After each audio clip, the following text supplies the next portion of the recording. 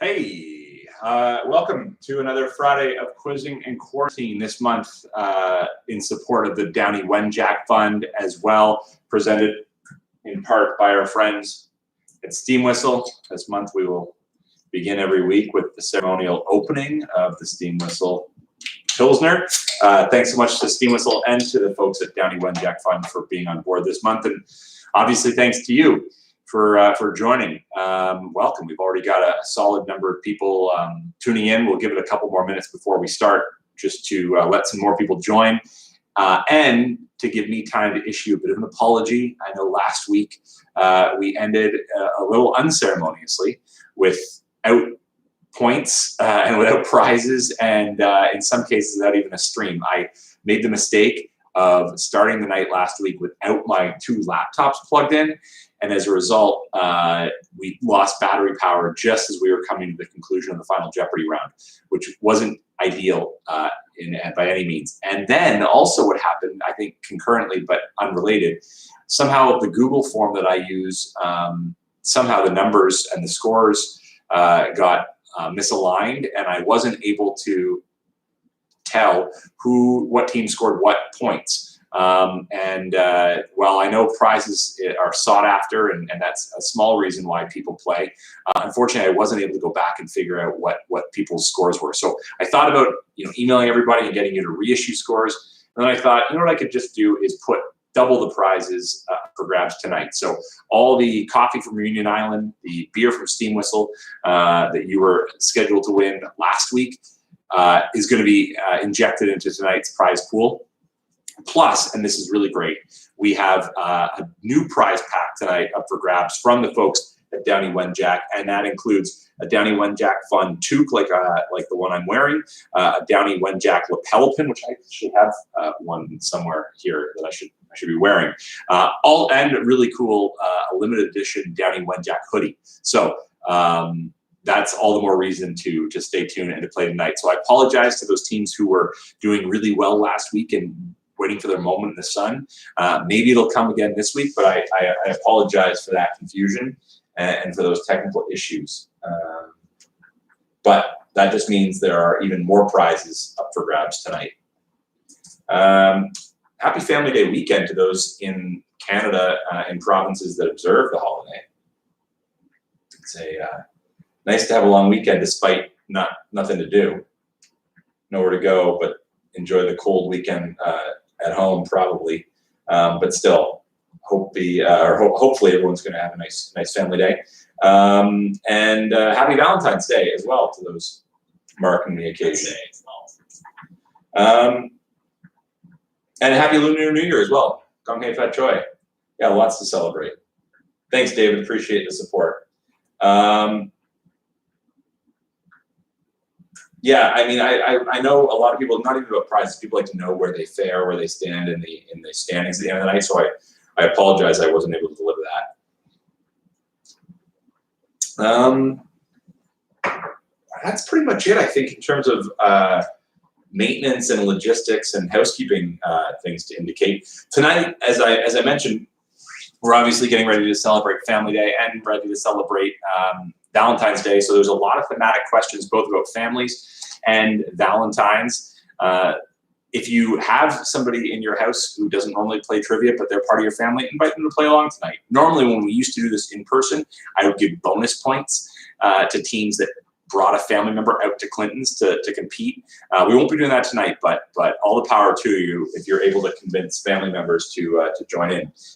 Mitch, great question. I will share with you right now the Google Doc that everybody needs to keep track of.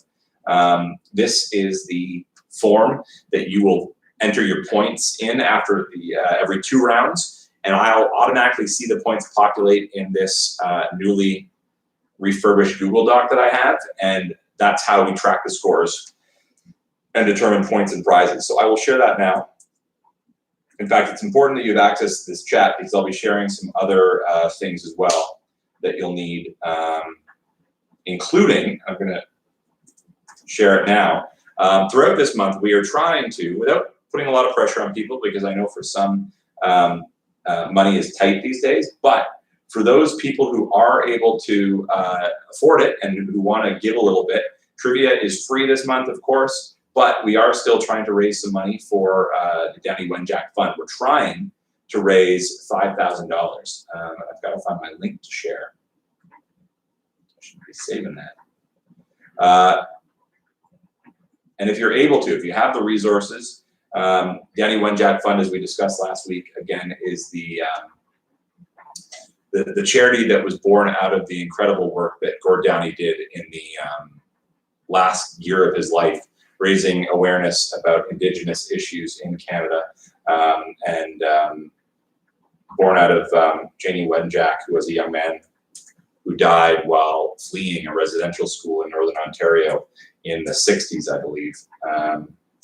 So I'm going to share this link. Donate if you can. They do fantastic work, and I'm hoping later on in the month to speak to some of the folks from Downey Wenjack in a video that we can share on this platform, so that people know a little bit more about the organization. But there's the link. If you're able to donate $5 or $10 or whatever you feel like, have it maybe start a friendly competition with another team that you know is playing, and the team that scores the least has to donate $20 to Downey Wenjack. All right, that's pretty much it. I am going to get started in just a second here.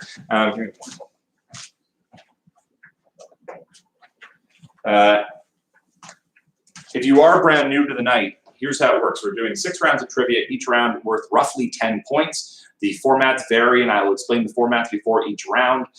We go through 2 rounds and then add up points, or take up scores and add up points, and we'll do that 3 times throughout the night. That's pretty much it. Can I turn my sound up a bit? Good question. I know you can definitely do that if you want to jack the sound on your device. I don't know if I can adjust my microphone on this thing. Let me see here. 1 second. I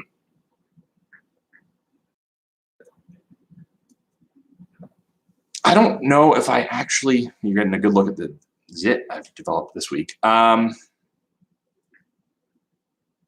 Yeah, I would just try and jack up your sound if you can, and I'll try and speak a little more loudly.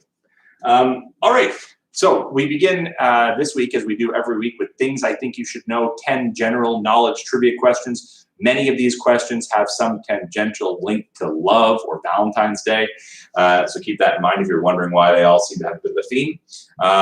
Each question is worth a single point. I will read the questions twice and once at the end of the round, starting with question number 1, which is this.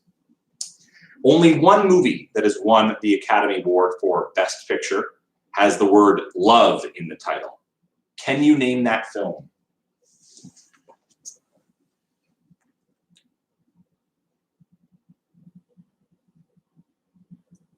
Of all the 80-some films that have won Best Picture, believe it or not, only one has the word love in the title. Can you name that film?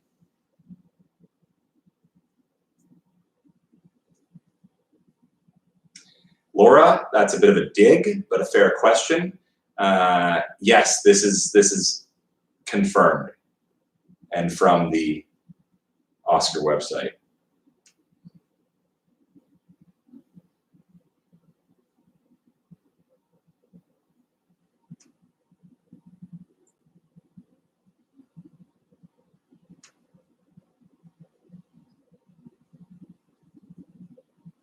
Question number 2, from the world of music.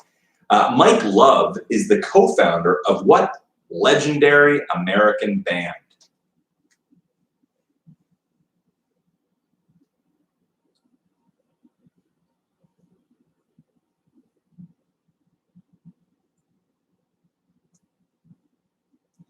Again, question number 2. Mike Love is co-founder of what legendary American band?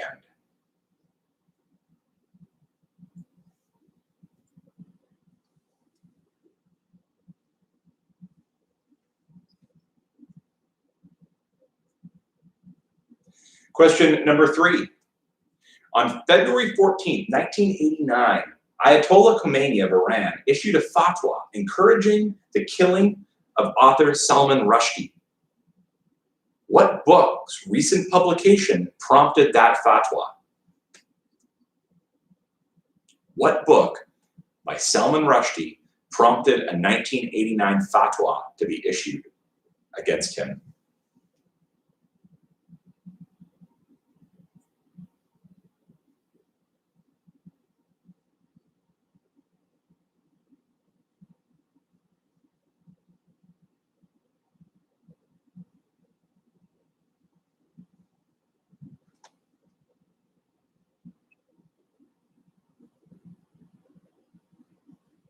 Again, number 3, what novel or what book from Salman Rushdie prompted a fatwa to be issued?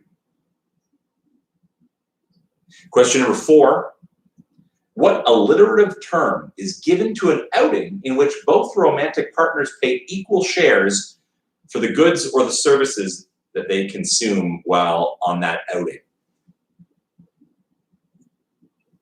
Alliterative term meaning you need 2 words at least in order for this answer to be correct. What alliterative term is given to an outing in which both romantic partners pay equal shares for the goods or the services consumed? Oh yeah, thanks, Kathy. Belle, I was not referring to a movie from the 80s. I think I said 80 some odd films have won throughout the history of the Academy Awards. This film, I'm not necessarily saying was from the 80s. Don't let that lead you astray.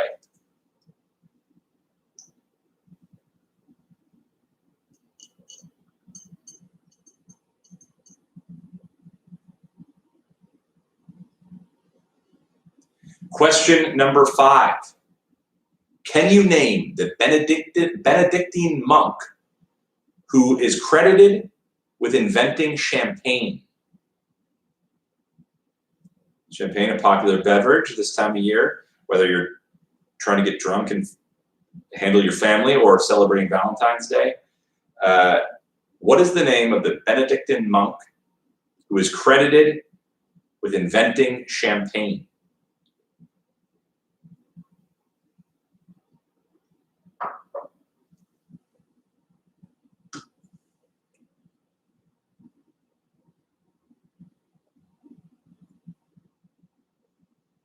Question number 6.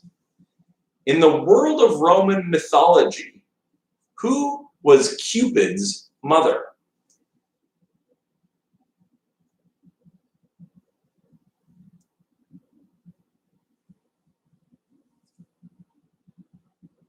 Question number 6.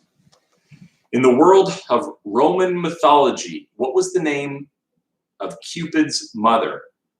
And I will accept, there are 2 answers I will accept that could be considered correct in this question.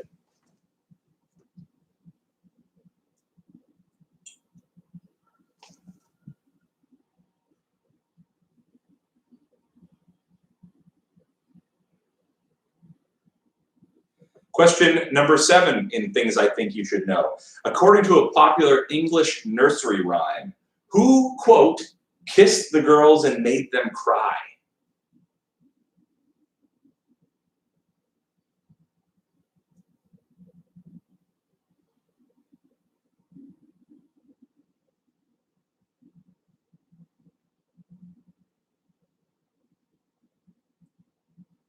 Question number 7. According to a popular English nursery rhyme, who was it that, quote, kissed the girls and made them cry?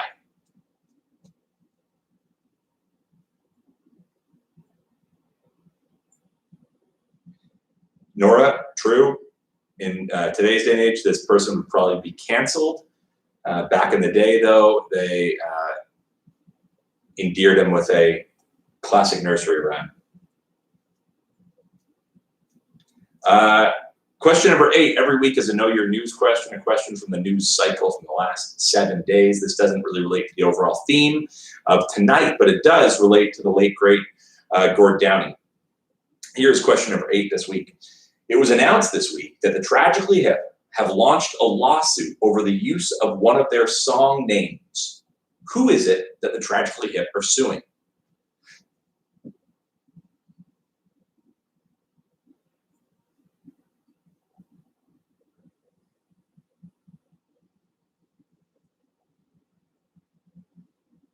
Again, question number eight, rather. It was announced this week that the band The Tragically Hip are taking legal action in response to allegations that someone is unlawfully using the title of one of their songs. Who is it that The Tragically Hip are suing?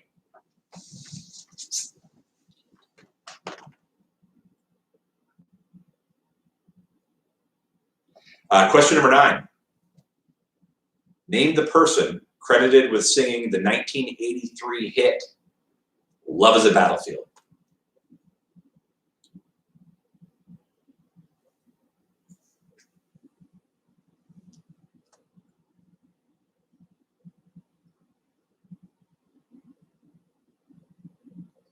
Question number 9 again. Who sang the 1983 hit, Love is a Battlefield?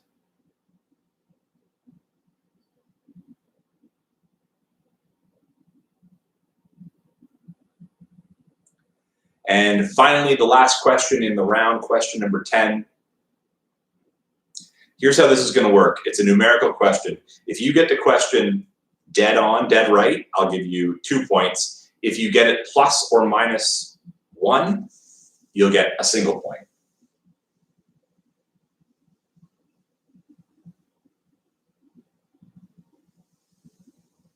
Jennifer, if you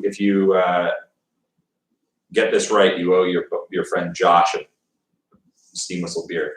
Question number 10. I got sidetracked there. Question number 10. Here's the question. According to the 2016 Canadian census, at what age is the average Canadian currently getting married? Again, if you get this dead on, you'll get 2 points. If you get it within a year, either up or down, you'll get a single point. And this is both men and women. There is a slight discrepancy in the gender gap. Men tend to get married just a little bit older than women do, at least for the first time. This is speaking to the first marriages of people. But you need to guess, according to the 2016 Canadian census, at what age does the average Canadian get married? If you get it right on the head, you'll get 2 points. If you get it within a year, you'll get a single point.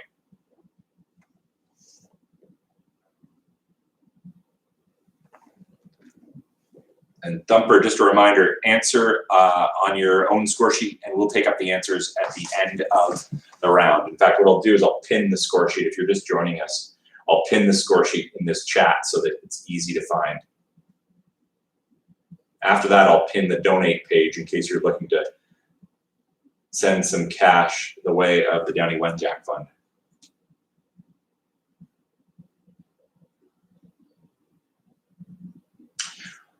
All right, those are the 10 questions that make up round number 1. I will repeat each question very briefly before we move on to round number 2. Here we go, going back in time to question number 1. Only a single movie with the word love in the title has won the Oscar for Best Picture. Name that film.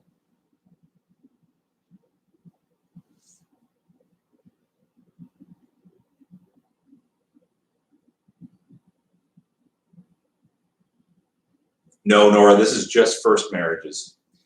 Question number 2. Mike Love is the co-founder of what legendary American band?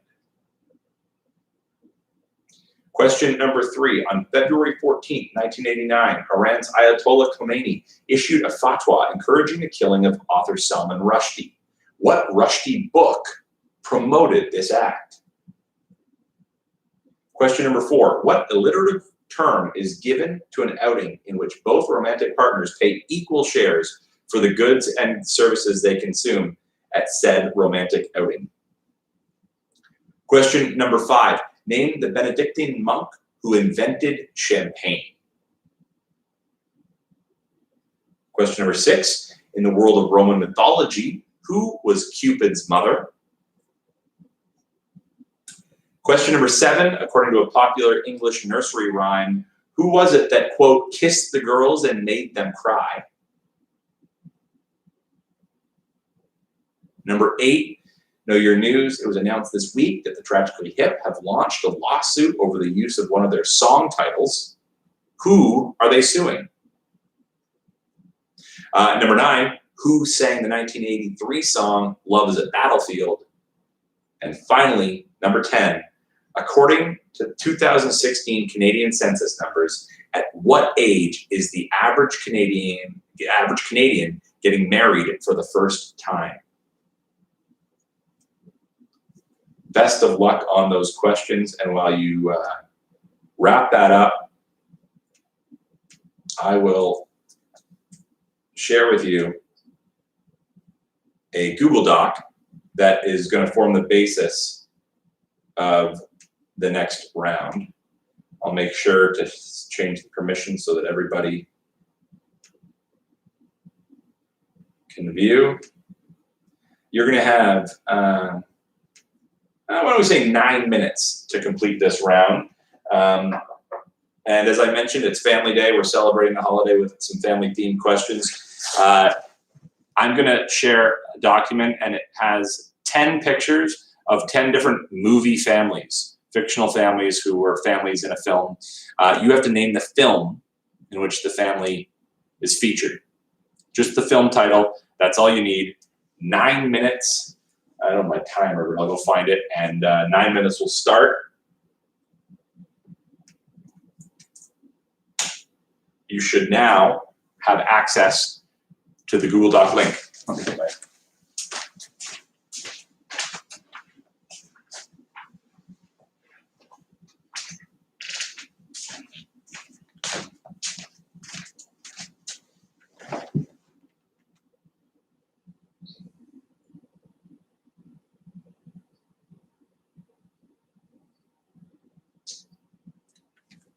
Apparently my lighting is off tonight. 9 minutes is on the clock.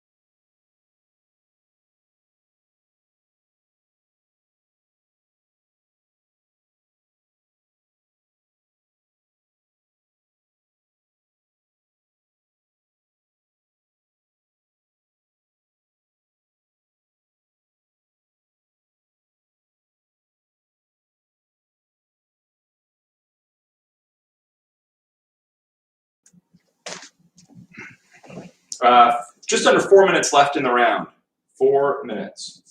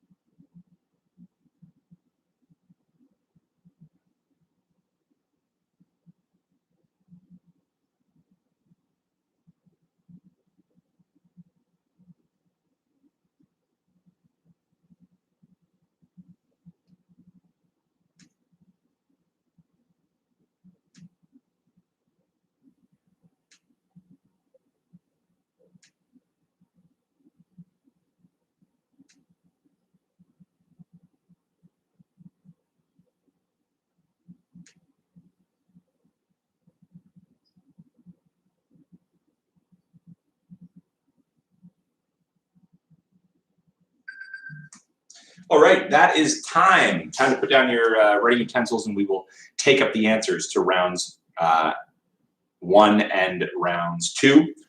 Keep in mind, every question is worth a single point unless otherwise noted. And yes, the honor system is in place for those who are new tonight. The success of this evening is predicated on people being relatively honest when it comes to taking up their answers. And then you'll input rather those scores into the Google Doc, the link that we have shared. Let me go back in time to round number 1. First question that we asked was, can you name the only film that has the word love in the title that has also won an Oscar for Best Picture? That film, I believe it was back in 1999, I believe. I should have double checked that. I think it was 99. It was Shakespeare in Love. Shakespeare in Love was the film starring Gwyneth Paltrow, Ben Affleck, Judi Dench was in that as well. I think one of the Fiennes brothers, Ralph Fiennes. It was a 1998 film, but I think it won the 1998, and it won the Best Picture Oscar in 1999. Question number 2. Mike Love is the co-founder of what American band, went on to be very, very successful. The Beach Boys. The Beach Boys, co-founder of the Beach Boys. Number 3, what book from Salman Rushdie resulted in him having a fatwa placed on his head by the Ayatollah of Iran? That would be The Satanic Verses, is the title of the book. Satanic Verses, that happened on Valentine's Day, 1989. Question number 4, the alliterative term for splitting the cost of an outing with your romantic partner is Dutch date, or something to that effect. As long as you have the word Dutch in there, I will accept. Double Dutch, Dutch date, both of those are accurate. Question number 5, this was a tough one. Who was the Benedictine monk who is credited with inventing champagne? Yeah, if you think about famous champagne brands, maybe you would have landed on this. Dom Perignon is the answer, Dom Perignon. Question number 6, in the world of Roman mythology, who was Cupid's mother? And as I mentioned, we'd accept 2 correct answers in this round. The first one being Venus, but also Aphrodite. Name, I guess, to some degree is interchangeable. Accept both of those possibilities. Question number 7, according to a popular English nursery rhyme, who, quote, kissed the girls and made them cry? That would be Georgie Porgy. Georgie Porgy. Question number 8. The Tragically Hip this week launched legal action against who for alleged improper use of a song title of theirs? That would be Mill Street Brewery, another Canadian or Toronto beer institution. Not as great as Steam Whistle. And now the big lawsuit on their hands. They have a beer called 100th Meridian, and the Hip obviously have a very famous song written in 1992 called At the 100th Meridian. Interesting lawsuit. It'll be interesting to follow. Question number 9. Who sang 1983 hit Love is a Battlefield? That would be Pat Benatar. And finally, number 10, according to 2016 census data, at what age does the average Canadian get married? You will get 2 points if you said 30. To be exact, it's actually 30.3. But 30 will get you 2 points, which means that if you said 29 or 31, you get a single point. If you said any other number, no points.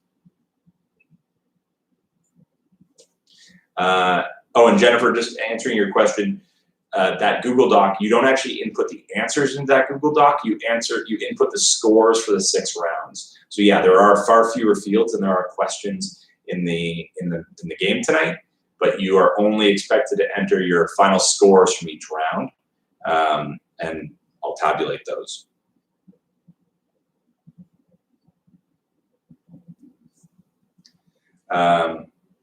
All right, those are the answers to round 1 questions.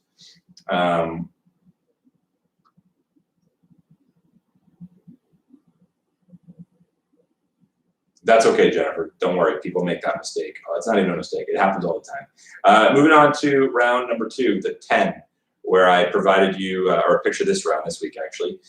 You had to look at those 10 still images from scenes from films and guess which films we're talking about. And for the purposes of scorekeeping, I went top left to right and down. Film number 1, that's a scene of Ben Stiller's family from the film The Royal Tenenbaums. Number 2, that's Ethan Hawke and some of the actors who played his children at various stages of their development in the film Boyhood. Number 3, a bit tough because people's faces are not in the image, but if you look closely, you might be able to recognize the curtains that Julie Andrews made dresses out of in the film Sound of Music. Sound of Music is the correct answer.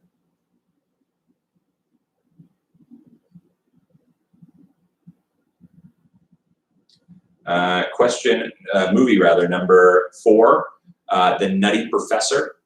The Nutty Professor is the answer. Number 5, a popular movie from back in the early 90s. That would be The Joy Luck Club. Also from the 90s, movie number 6, the 3 kids featured in the film Mrs. Doubtfire. Movie number 7 is, you can't see Charlie, but Charlie is in that frame behind his grandparents. I always wondered about that scene. Why do all 4 grandparents live in the same house? And I mean, I get that money's tight, but sleeping in the same bed just seems a little bit edgy. Anyway, Charlie and the Chocolate Factory. Or actually, this one is Willy Wonka, I believe, in the Chocolate Factory. I should be specific because they are 2 different movies.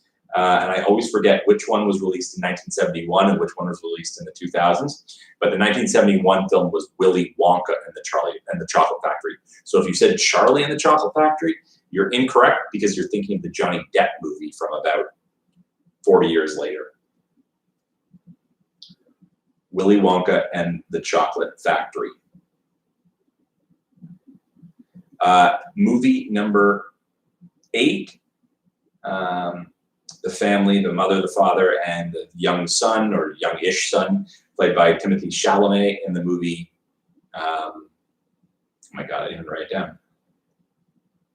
That movie with Armie Hammer, oh my God, and the peach. You know what it is, but I don't. Something about, isn't there love in the title of that too? Call Me By Your Name. Thank you, Kathy. Thank you, thank you, thank you. I didn't write it down because I thought I wouldn't forget. Call Me By Your Name. You got it. That is the correct answer. And then movie number 9, that's Soul Food. Soul Food. And finally, going back to 1981, movie number 10, some famous actors in that. Mary Tyler Moore, Donald Sutherland, Timothy Hutton, all starred in the film Ordinary People is number 10. Ordinary People. All right, well done again to those people who did well in that round. It might not have been easy if you're not a movie buff, but again, those movies very quickly. Royal Tenenbaums, Boyhood, The Sound of Music, The Nutty Professor, Joy Luck Club, Mrs. Doubtfire, Willy Wonka and the Chocolate Factory, Call Me By Your Name, Soul Food, and Ordinary People.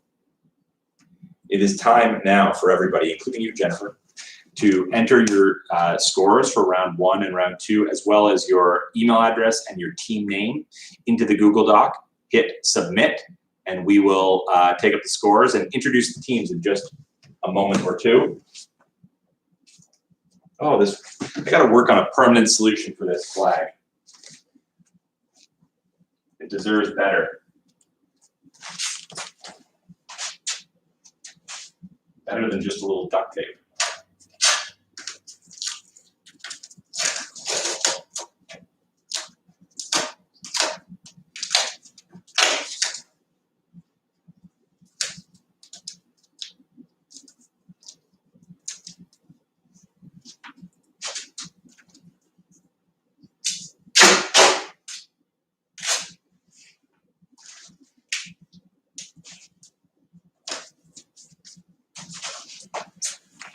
Let's see if that stays. Ross, I did not name my plant. No, that's on my long list of things to do. Do people do that?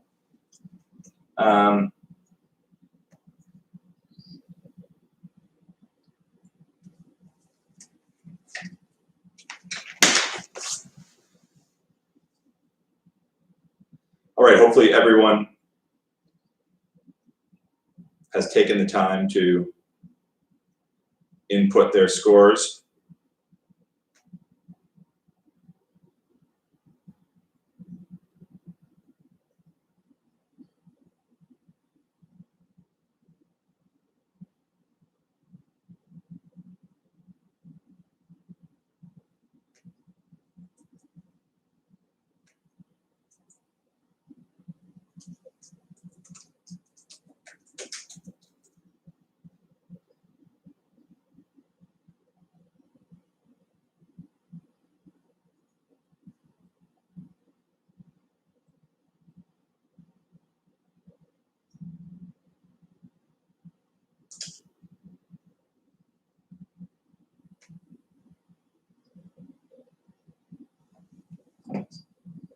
Right there, Mantis, never far.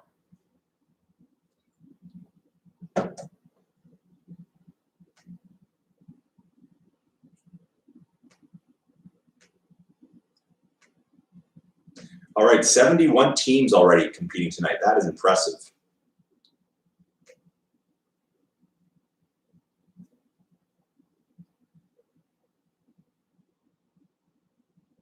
We will introduce all those teams now.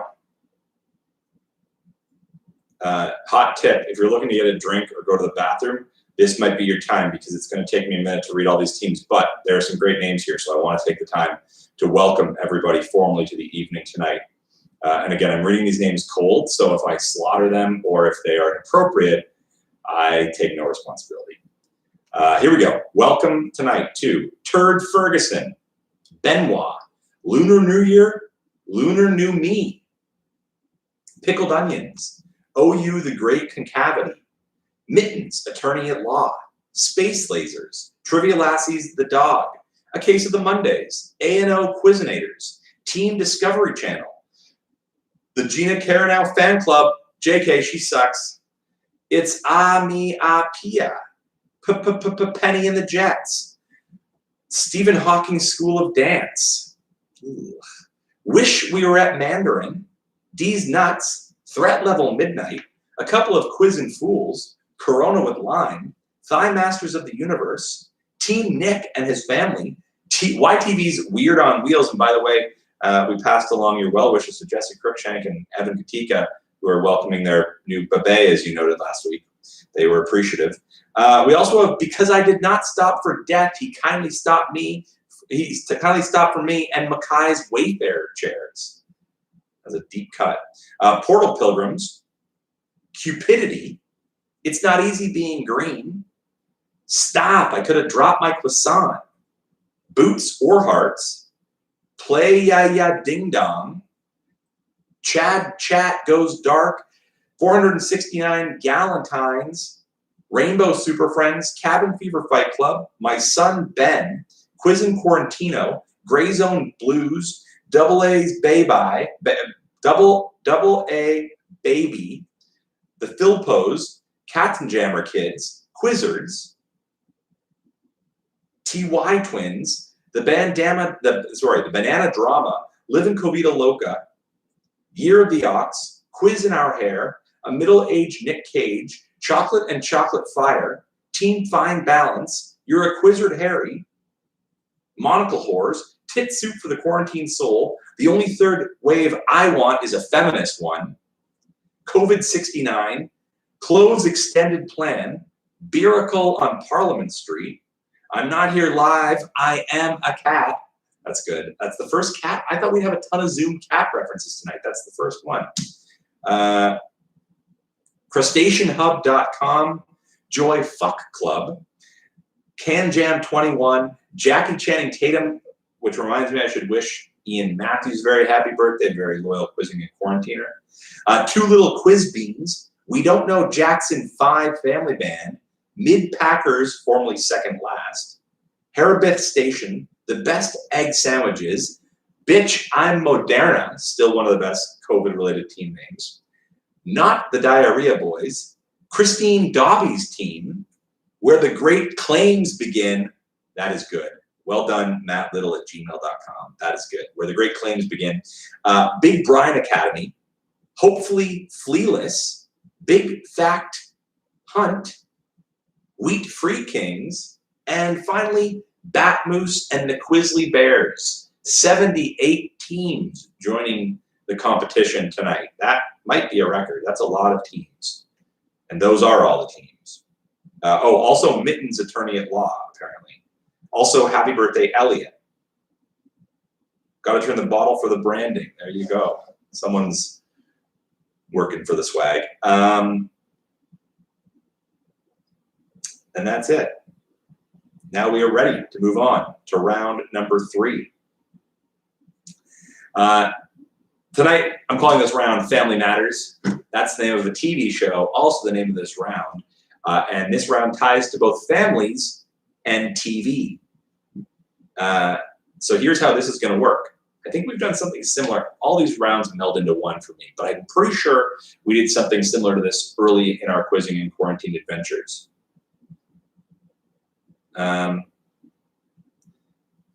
Jennifer, your name wasn't in there. That's okay. You can submit after. Not to worry. But here's how this is going to work.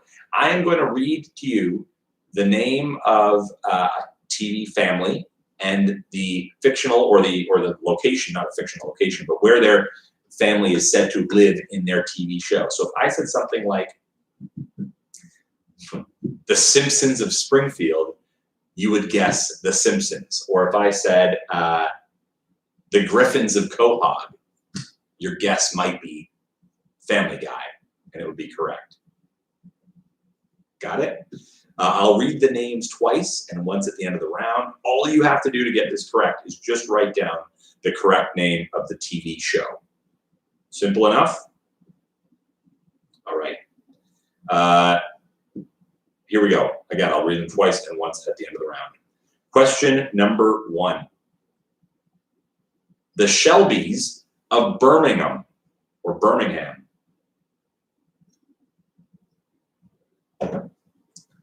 The Shelbys of Birmingham is question number 1.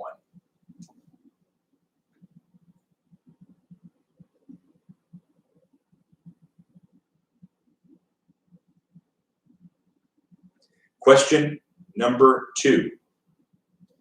The Whites of Albuquerque. The Whites of Albuquerque.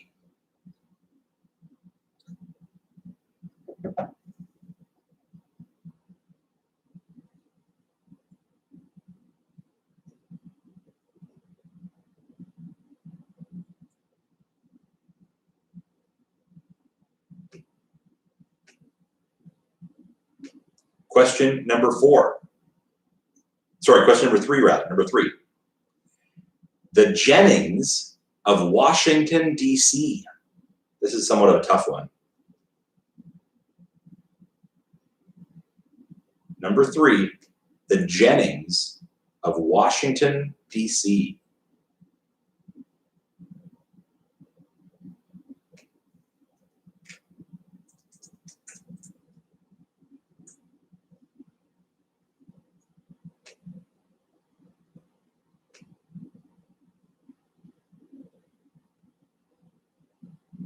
Question number 4.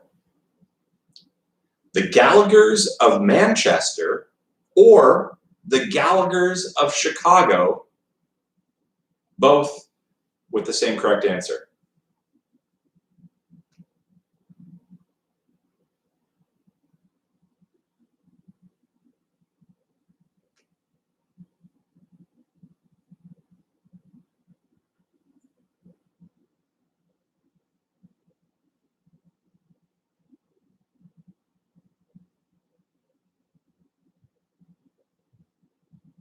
Question number 5. The Randalls of Pittsburgh, Pennsylvania.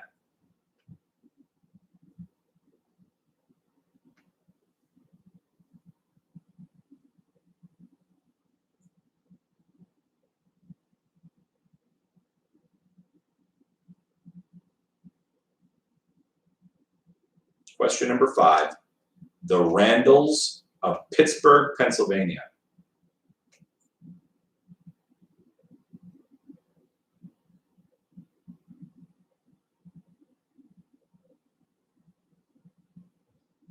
Question number 6. The Seavers of Huntington, Long Island.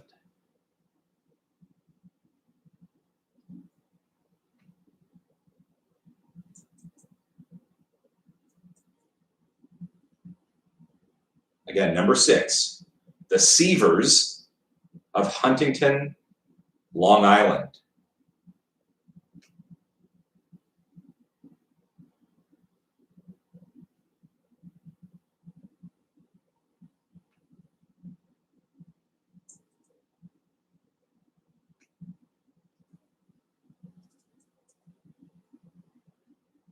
Question number 7 in this round. The Johnsons of Los Angeles. This is a tough one too, because both generic name with a big city, but take a stab at it. The Johnsons of Los Angeles. For all I know, there might be a couple shows with a family with the last name Johnson set in LA.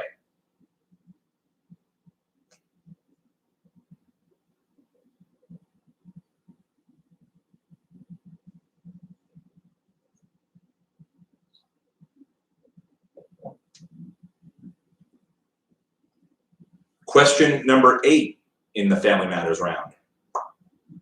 The Taylors of Detroit.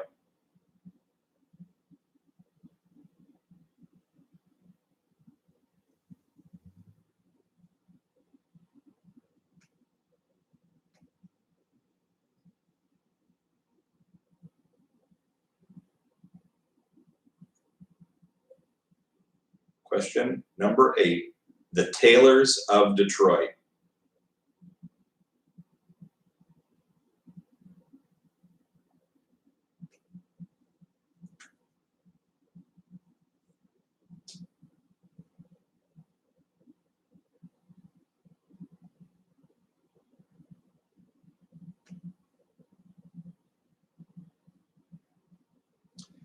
Question number 9. The Flemings of Hudson, Alberta.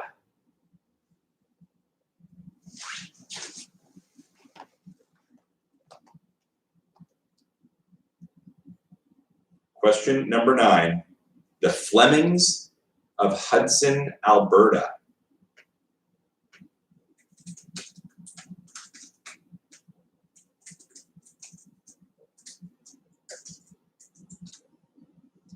And finally, question number 10, the last question in the Family Matters round.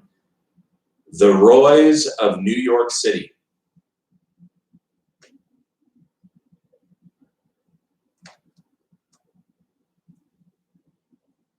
Question number 10, the Roys of New York City. Those are the 10 questions that make up round number 3, the Family Matters round. I will read each of those one more time very quickly, just to see if, in case people need them once again.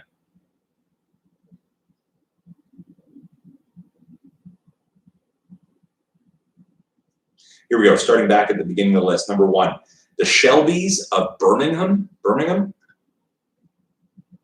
Question number 2, the Whites of Albuquerque. Number 3, the Jennings of Washington, D.C. Number 4, the Gallaghers of Manchester, UK, or the Gallaghers of Chicago, Illinois. Question number 5, the Randalls of Pittsburgh, Pennsylvania. Number 6, the Seavers of Huntington, Long Island. Number 7, the Johnsons of Los Angeles. Number 8, the Taylors of Detroit. Number 9, the Flemings of Hudson, Alberta. And finally, number 10, the Roys of New York City. All right, those are, that is all fictional. Good question, Mitch.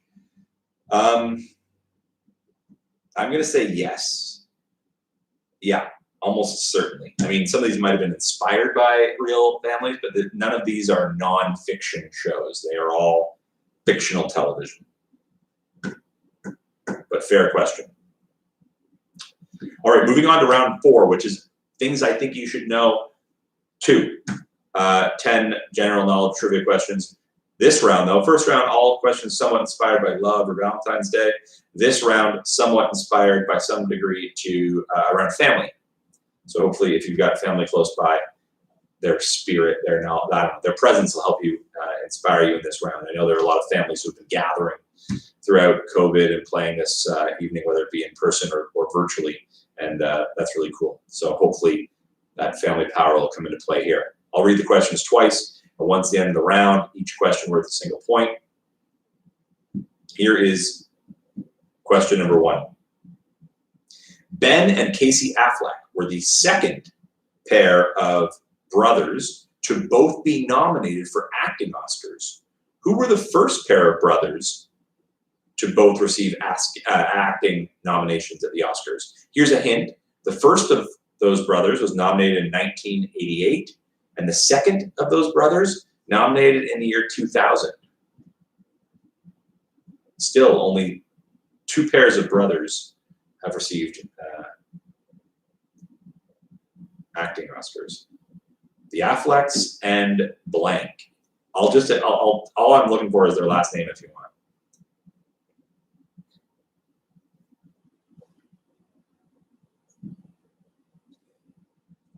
Speaking of siblings, question number 2. What 2 twins who are said to have been suckled by a she-wolf as infants are also said to be the founders of Rome?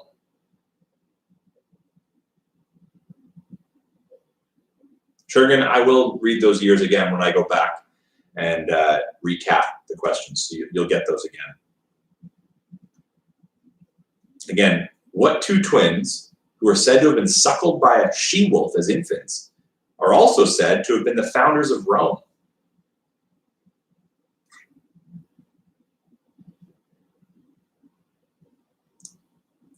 Here's question number 3.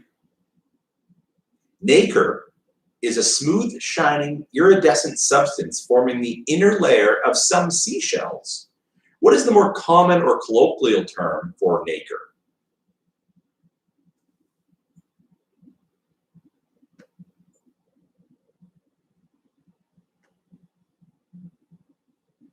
Again, question number 3. Nacre, spelled N-A-C-E-R, is a smooth, shining, iridescent substance forming the inner layer of some seashells. What is the more common term for nacre?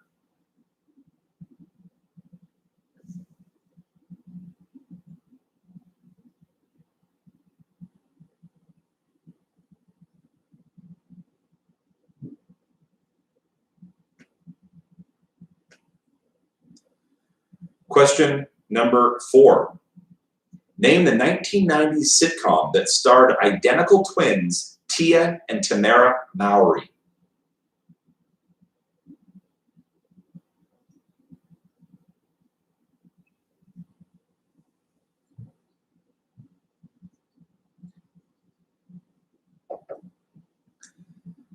Question number 4.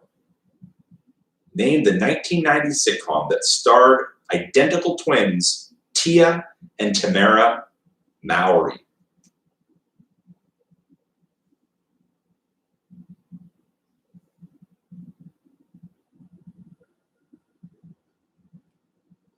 Question number 5. I did not realize this. I knew 2 of these. I didn't know 3. But actors Macaulay Culkin and John Candy have appeared in 3 films together. Name the first film that they appeared in as co-stars.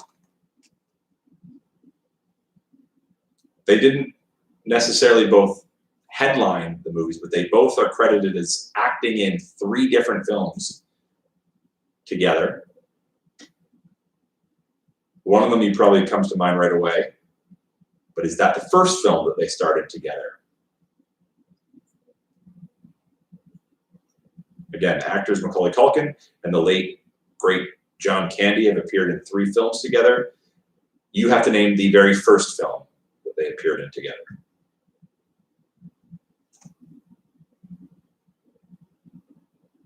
Sticking with the topics of family and familial relations, as of today, where does Prince Harry sit in the British line of succession? You just need the number. Keep in mind, obviously, that the Queen, the current monarch, is not number 1. The person next in line to the throne would be number 1. So counting back from that person.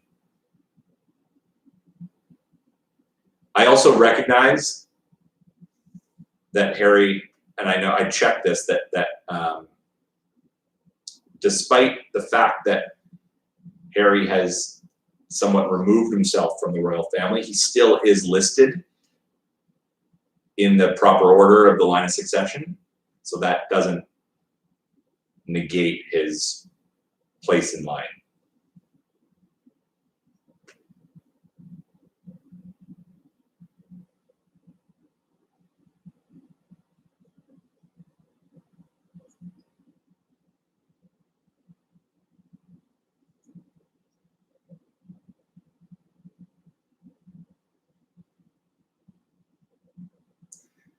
Question number 7. And I want to thank our friends at the Downey Wenjack Fund who are helping us out with some ghostwriting throughout this month and providing questions that touch on Indigenous culture and heritage and history in our country and abroad. And this question comes from them, but still ties to the theme of the night. Which popular baby product was inspired by traditional cradle boards and patented by an Indigenous woman in 1957? This is really cool. I did not know this.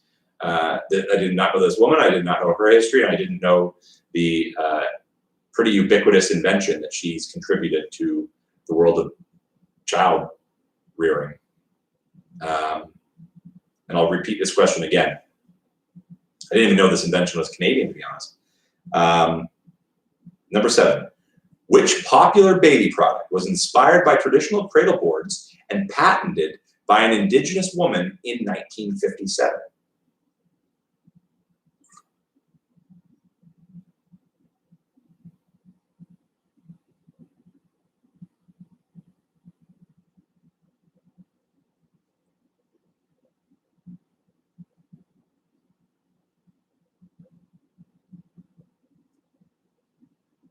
Question number 8. According to data from the Canadian Census, this is the most common last name in Canada.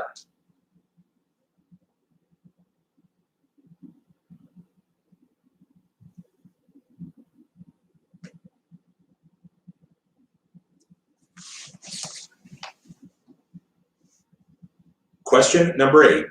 According to data from the Canadian Census, this is the most common last name in Canada. And here, if you want a chance at a bonus point, what is the most common last name in Quebec?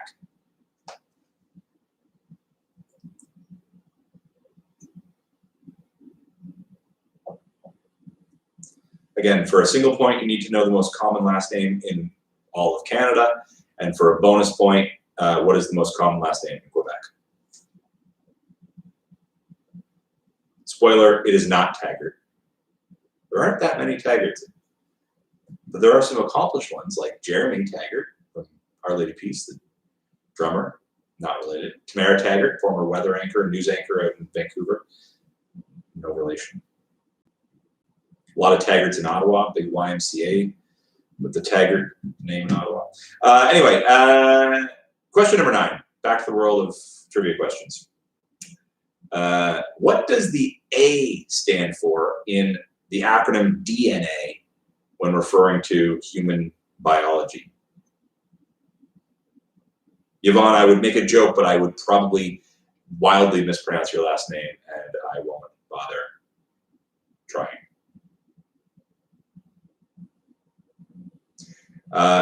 Again, question number 9. What does the A stand for in the acronym DNA?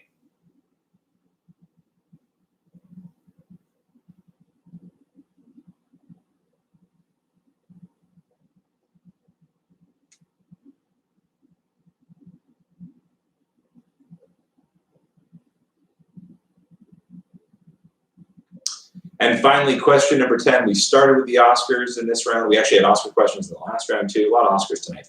And we will end this round with an Oscar-related question. With 7 members receiving a total of 29 nominations and 12 wins, this is the family that holds the title of biggest Oscar-winning family by size. Who are they?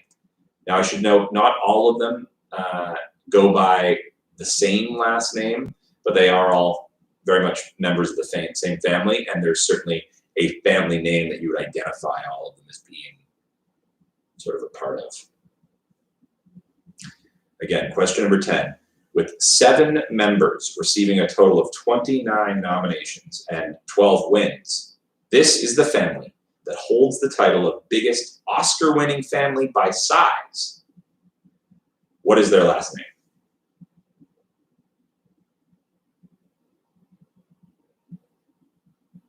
Those are the 10 questions that make up round number 4. I will repeat each question very quickly before we take up the answers to rounds 3 and 4. Starting back at question number 1. Ben and Casey Affleck were the second pair of brothers to both be nominated for acting Oscars. Who were the first pair? And here's that hint with the year numbers. The first of those two brothers was nominated in 1988, and his brother was nominated 12 years later for the first time in the year 2000. Question number 2. What two twins who are said to have been suckled by a she-wolf as infants are also said to be the founders of Rome? Question number 3. Nacre is a smooth, shining, iridescent substance forming the inner layer of some seashells. What is the more common or colloquial term for nacre? Question number 4. Can you name the 1990s sitcom that starred identical twins Tia and Tamara Mowry? Question number 5. Actors Macaulay Culkin and John Candy have appeared in 3 films together. Name the first one they appeared in together. Number 6. As of today, where does Prince Harry sit in the British line of succession? Again, this is not a trick question. He's still firmly in that order of succession. Question number 7. Which popular baby product was inspired by traditional cradle boards and patented by an Indigenous woman in 1957?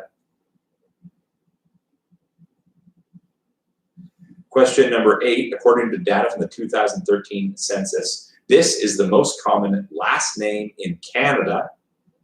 If you want to try for a bonus point, what is the most common last name in the province of Quebec? Question number 9, what does the A stand for in the acronym DNA? And finally, with 7 members receiving 29 nominations and a total of 12 wins, this is the family that holds the record for most Oscar-nominated family by size. Who are they? And Mitch, your question, are family of origin or extended family? Good question. I believe they are all blood related, but I would have to check that. Let me see.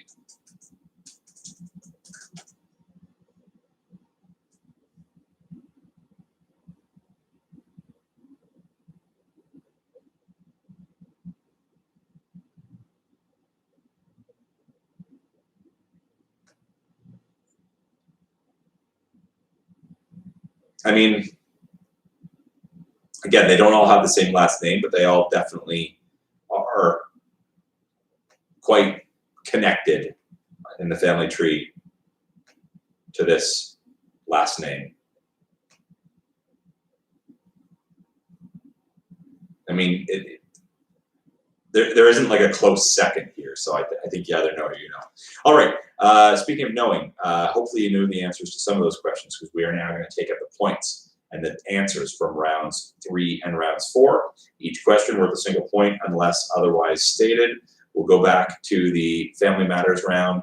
The first question was, you need to know the TV show featuring the Shelbys of Birmingham.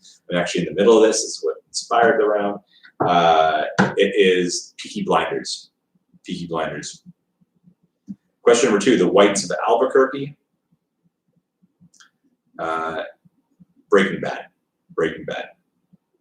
Question number 3, this was a bit of a tougher one. The Jennings of Washington, D.C.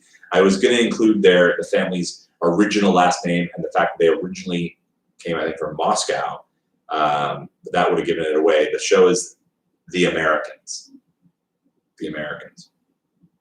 Number 4, either the Gallaghers of Manchester or the Gallaghers of Chicago. Same last name, 2 different cities in the American and the British version of the show Shameless. Question number 5, the Randalls of Pittsburgh. That is the show This Is Us on ABC. Number 6, back to the late 80s, early 90s, the Seavers of Huntington, Long Island. Another late Canadian actor, Alan Thicke, headed up that show. The show was Growing Pains. Growing Pains. The Johnsons of Los Angeles. This is not an easy one. It's a big city and a common name. But if you know, if you thought it was Blackish, you'd be right. Blackish. Oh, I'm sorry. You're totally right. You're right, the Pearsons. I messed that up, everybody. And I knew that. I double-checked it too. I'm sorry. The Pearsons of Pittsburgh. Okay, this round is all of a sudden out of 9 because I fucked that up. Oh boy. And here I was thinking tonight was going so well. I think the rest of them are correct though. Number 8, the Taylors of Detroit. That's Home Improvement. Tim Taylor, Jill Taylor.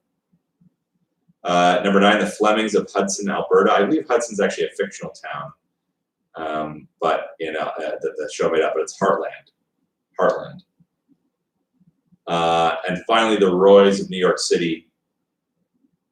Succession is the answer. Succession.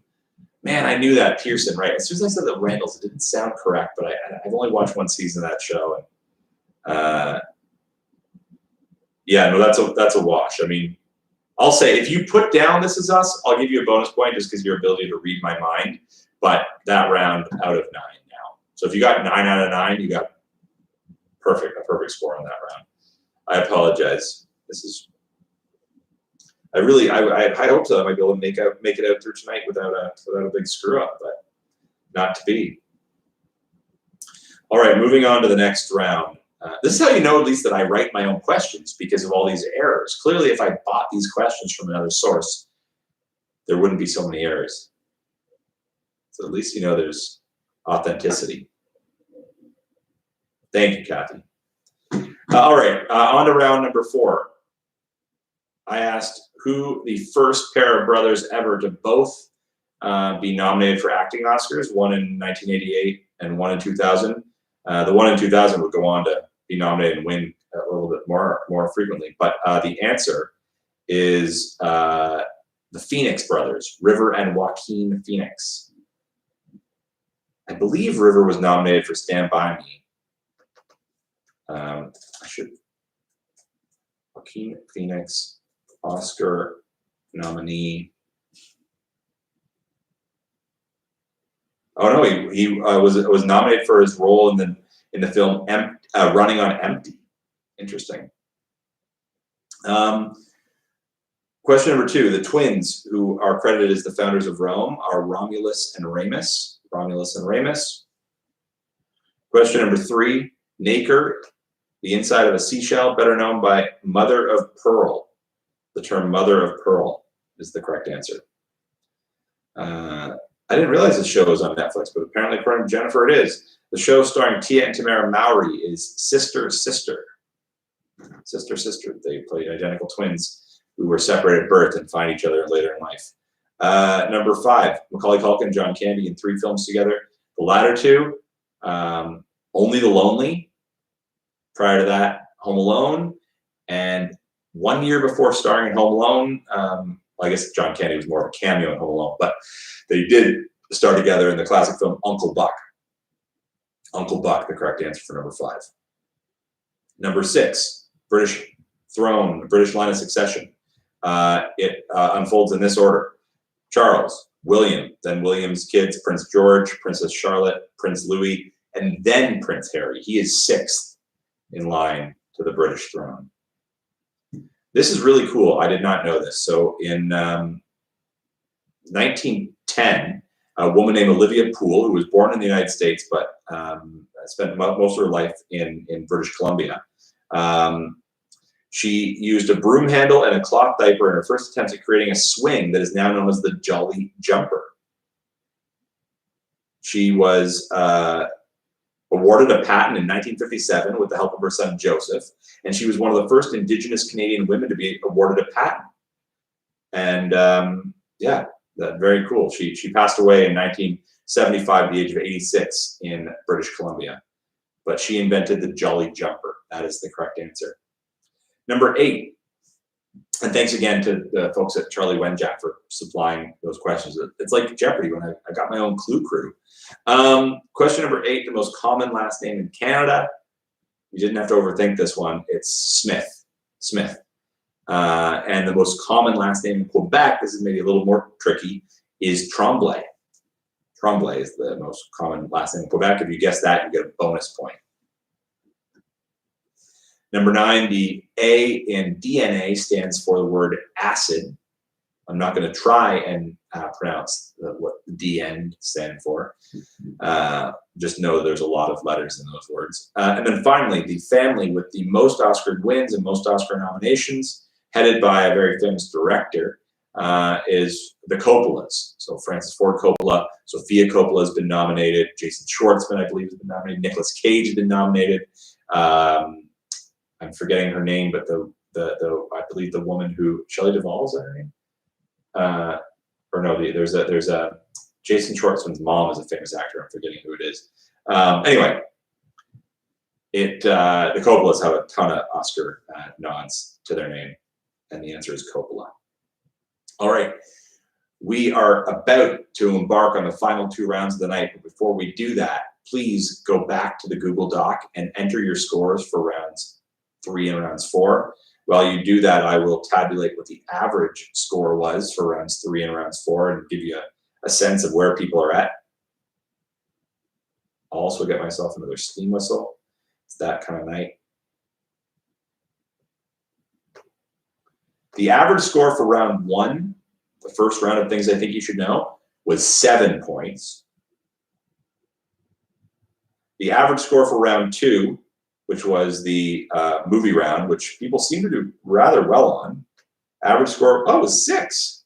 Okay. I thought perhaps I thought I picked some pretty accessible screen grabs, but maybe not. Average score was 6 for round 2. And I'll give you just a couple more seconds to enter your scores for rounds 3 and rounds 4, and then I'll give you the averages.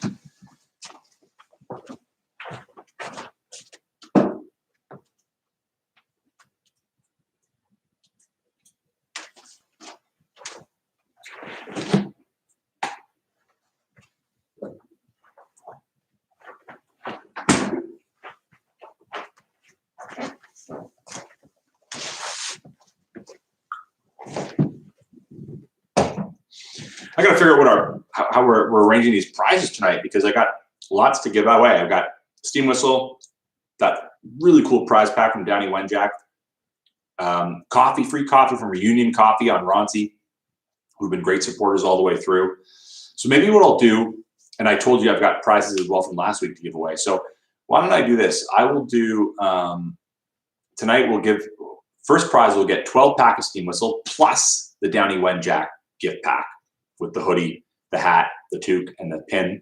That's first prize. Second prize, we'll do 2 pounds of coffee from Reunion Coffee on Ronsi. Hopefully it's a team local who can win and pick it up, because they're being very generous to give away this coffee. I don't expect them to ship it as well. And plus steam whistle, so coffee and beer. What better way to start a weekend? Third place, we'll do a steam whistle 12-pack as well. We don't normally do a third place prize. We'll do it this week. And then fourth place, or sorry, not fourth place, penultimate, we'll also do a steam whistle 12-pack. I think that's how we're going to work it tonight. So that's what's up for grabs tonight as we head into the final 2 rounds. Before we do that, as I promised, I'll indicate the scores from rounds 3 and rounds 4. Rounds 3, Family Matters, the TV show round. The average score was 5. That was a tough round, especially because I effed it up. And the average score for round 4, which were things I think you should know, Family Edition, 7. All right. This has been a tough round. I would say the average now is, if I'm not mistaken, 14 plus 11, 25, which is slightly lower than where it might be normally after the first 2 rounds. But anything can happen in these final 2 rounds of the night.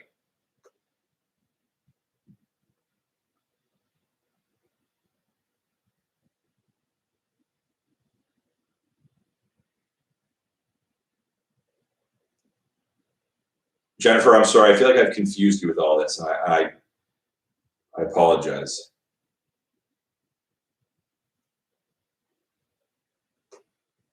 Let's see. Did Year of the Ox come through?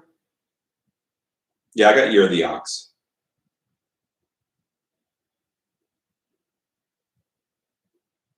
All right.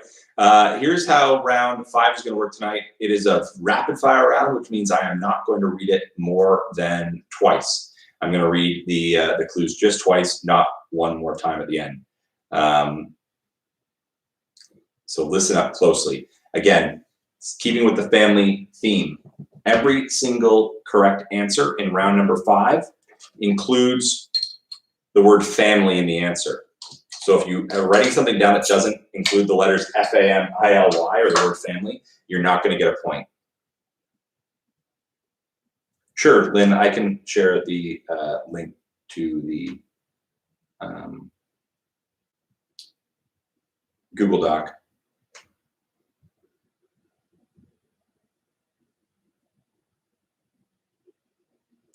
Let's see, where do I do this? Share.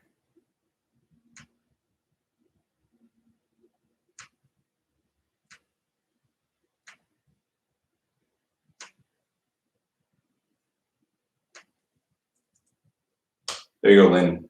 You'll see the link shared. All right, so again, I'm going to read the clue, rapid fire styles, twice and then not once at the end of the round. So listen up carefully. And these clues are very short, and you just got to think of an answer that includes the word family in it. Got it? Here we go. Question number 1. The Keatons. Start out nice and easy.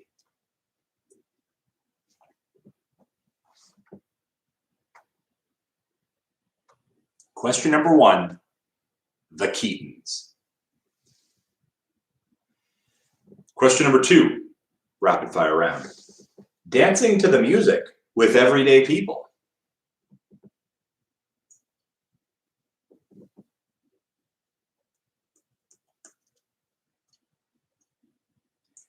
Question number 2. Dancing to the music with everyday people.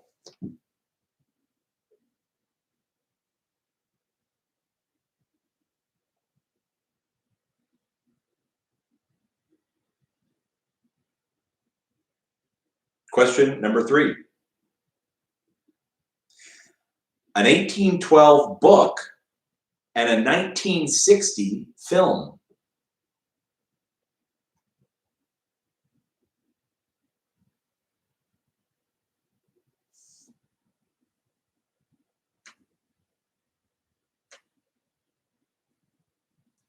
Again, question number 3. An 1812 book and a 1960 film.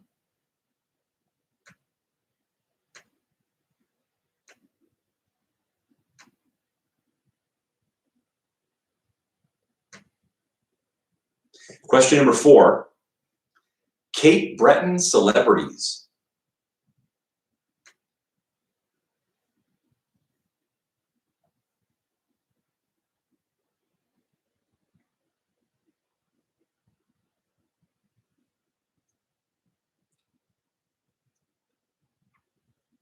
Question number 4. Cape Breton celebrities.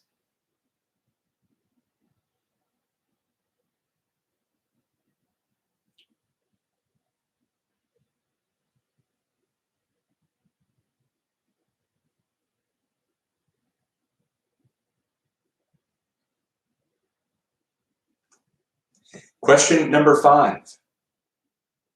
Promised by Dalton McGuinty in 2007.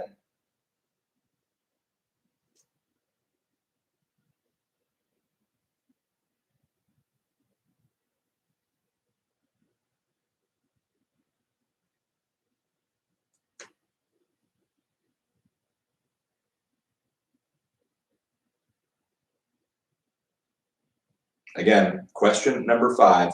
Promised by Dalton McGuinty in 2007.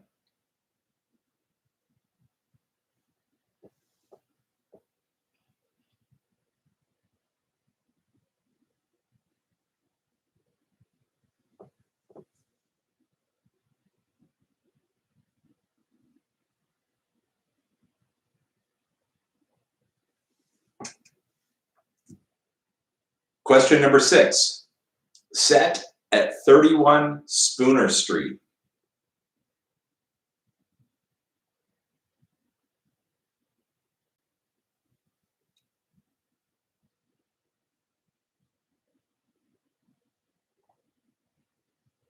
Question number 6, set at 31 Spooner Street.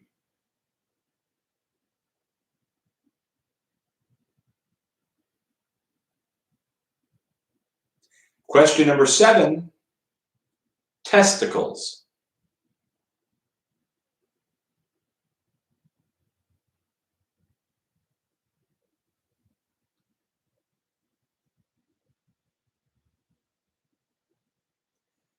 Question number 7, testicles.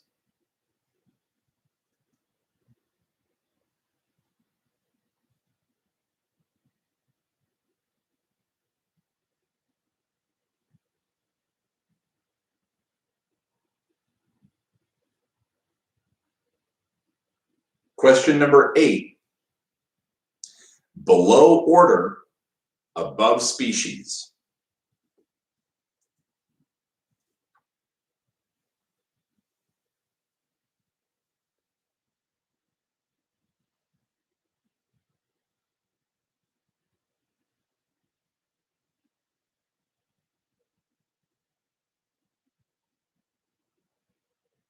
Question number 8, below order, above species.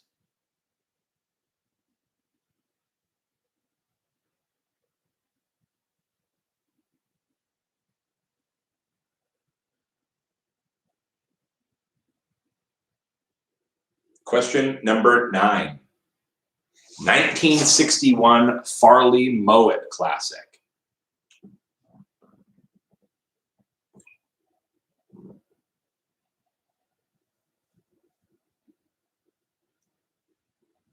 Question number 9, 1961 Farley Mowat Classic.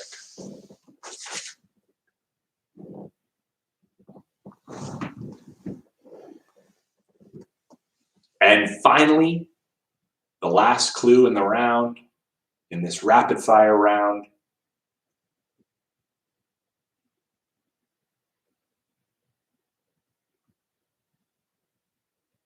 I'm sorry, here I'm going too fast. I apologize.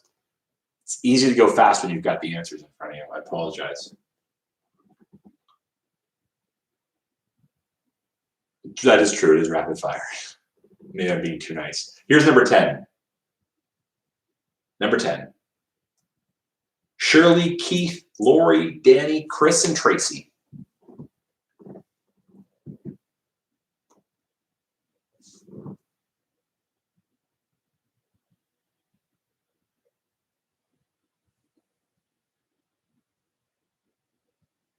Again, number 10. Shirley, Keith, Lori, Danny, Chris, and Tracy. Those are the 10 questions in the rapid fire round that you're not going to hear again, but as a little tip, you can rewind on YouTube if you really want. You didn't hear from me. All right, moving on to the very final round of the night.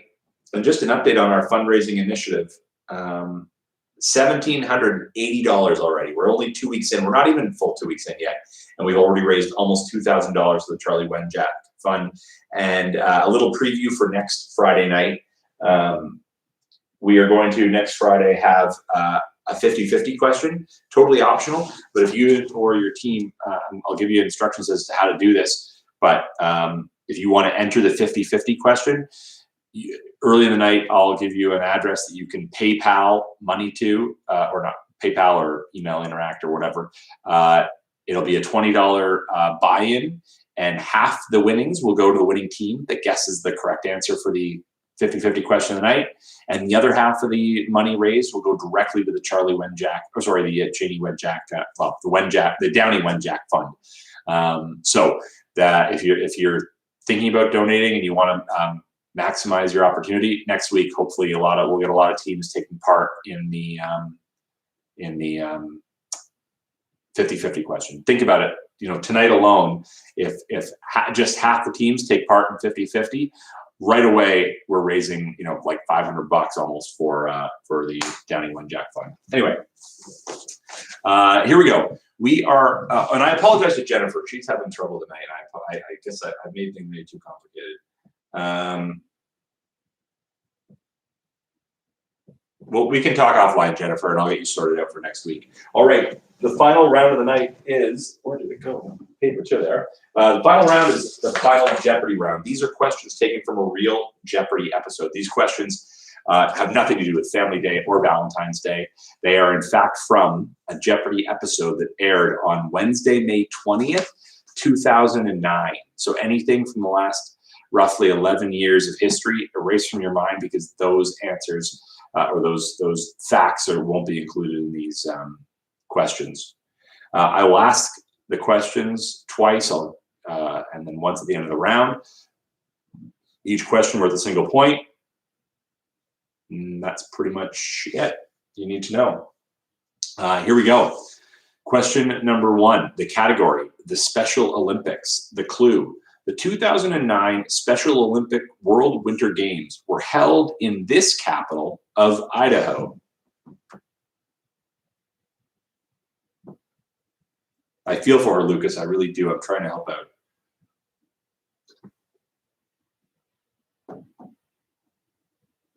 Question number 1, again, the category, the Special Olympics, and the clue, the 2009 Special Olympic World Winter Games were held in this capital of Idaho.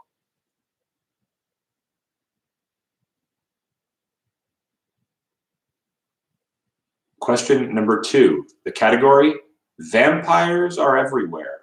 The clue, vampires in her book series originate from an Egyptian queen cursed with a bloodthirsty spirit.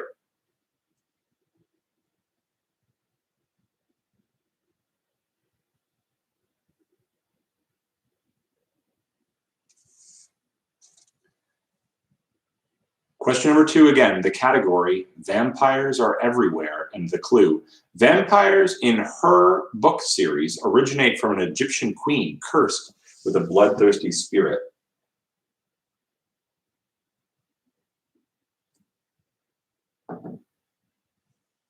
Question number 3, the category, official languages. The clue, in Latvia, this.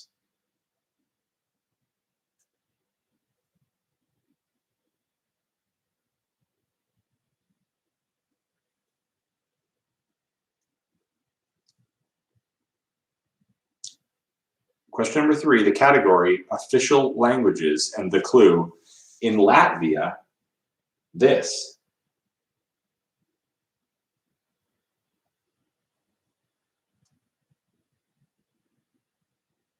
This referring to what is the official language of Latvia. Sean, are you not on the monocle horse? If that's the case, I did read your team, I think.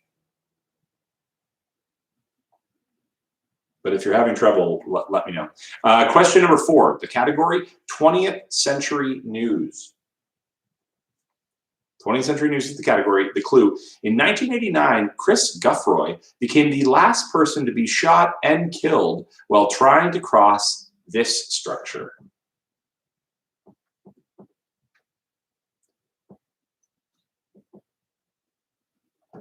Question number 4, the category is 20th century news. And the clue, in 1989, Chris Guffroy became the last person to be shot and killed while trying to cross this structure. I'm sure my steam whistle logo is nice and pronounced. Product placement. Question number 5, the category, that's criminal. The clue, in 2008, a man stole a Z3 from this car company, haltingly drove it 2 blocks and fled. He couldn't drive stick.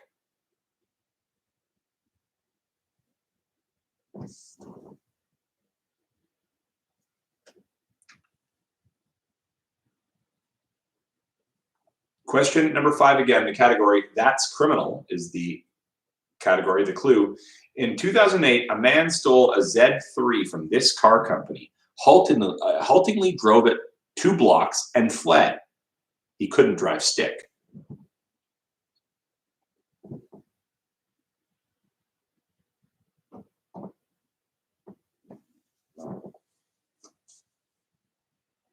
Question number 6, the category, posthumous works. Posthumous works is the category. The clue, billions and billions, is a collection of writings by this noted astronomer.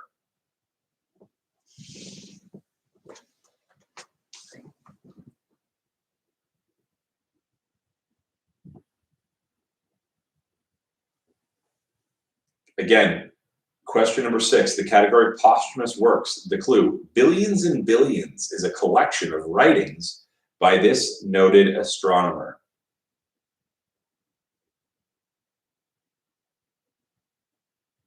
Question number 7, the category road test. The clue, John D. Rockefeller Jr. financed miles and miles of beautiful carriage roads in this state's Acadia National Park.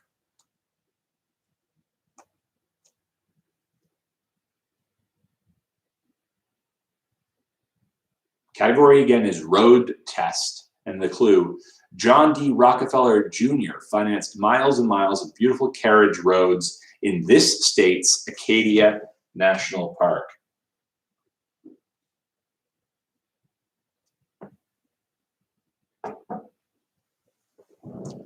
Question number 8, the category to L with science, with the letter L in quotations, meaning the answers to every clue in this round begins with the letter L. The clue, 5-letter term for a center of activity or the position of a gene on a chromosome.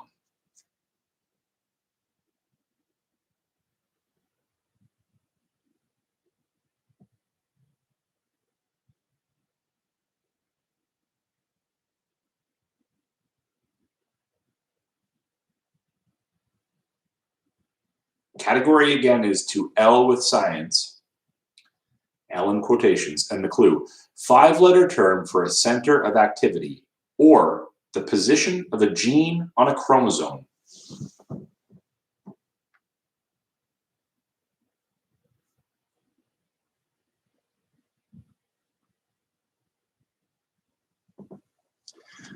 Question number 9, the category architects.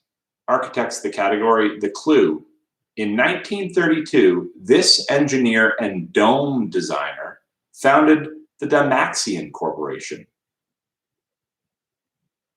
Dymaxion is spelled D-Y-M-A-X-I-O-N. Here's that clue again. The category is architects, and the clue, in 1932, this engineer and dome designer founded the Dymaxion Corporation.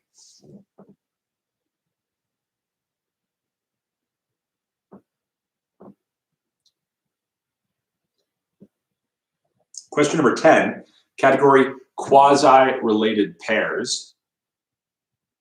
The clue, agricultural buildings for housing livestock partnered with an aristocrat.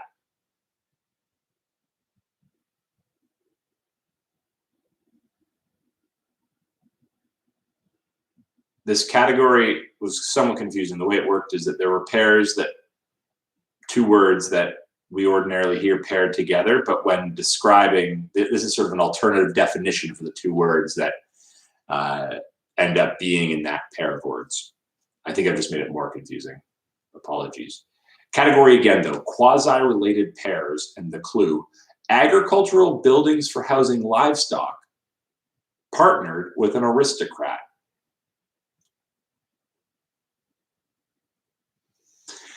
And finally, the final category in this evening of Jeopardy back in 2009, the category was English history. English history is the category, and the clue, it was the they in the medal issued by Elizabeth I, reading, quote, God breathed and they were scattered.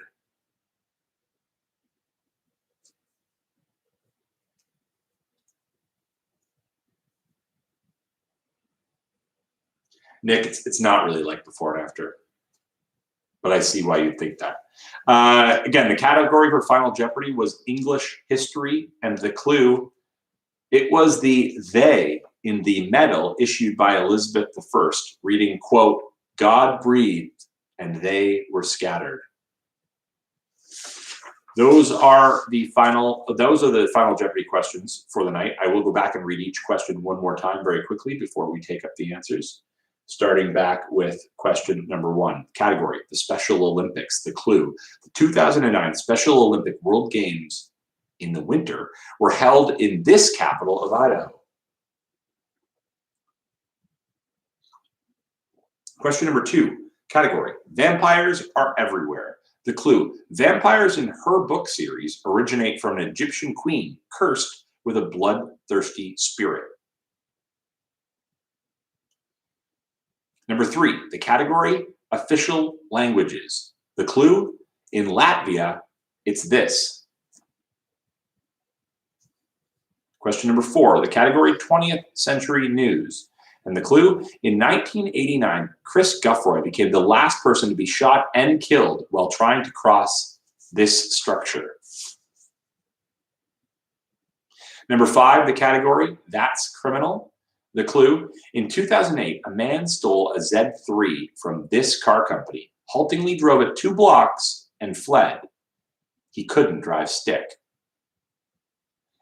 Number 6, the category, posthumous works. The clue, Billions and Billions is a collection of writings by this noted astronomer.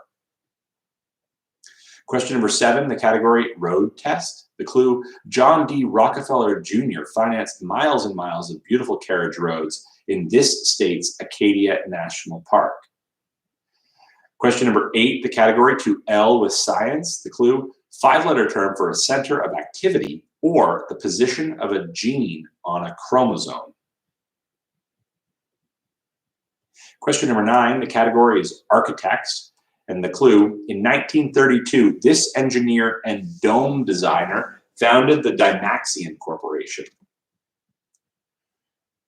Question number 10, the category is quasi-related pairs, and the clue, agricultural buildings for housing livestock, partnered with an aristocrat.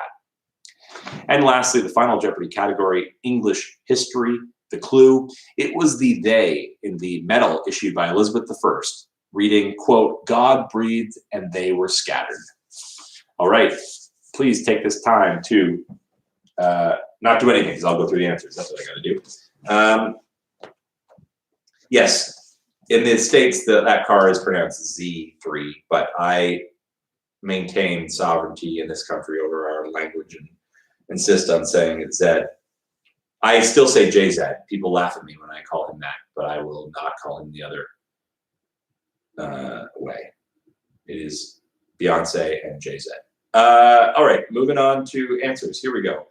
The first round in this portion of the night, round number 5, the family round, rapid fire. Question number 1, the Keatons. You had to know that the Keatons are the family featured in the show Family Ties. That's the answer, Family Ties. Question number 2, dancing to the music with everyday people. Those are references to 2 songs by the band Sly and the Family Stone. Sly and the Family Stone. Number 3, in the 1812 book plus a 1961 Disney film, 1960 Disney film rather, the book and the film, both Swiss Family Robinson. Swiss Family Robinson.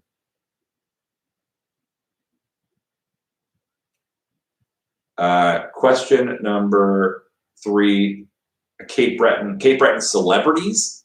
There aren't a ton of celebrities from Cape Breton. This family reigns supreme among them, I believe. The Rankin family.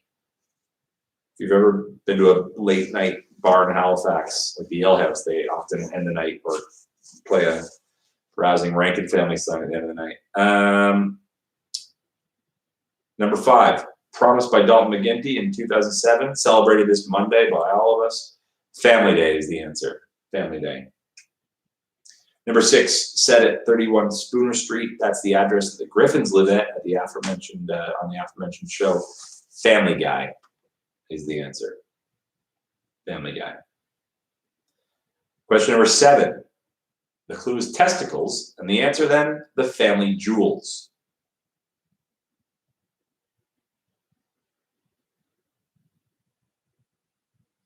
Question number 8. Below order, above species. You needed to be specific here. You couldn't just say family. I was referring to 2. There are 2 levels between order and species. You need to know family and genus. family and genus.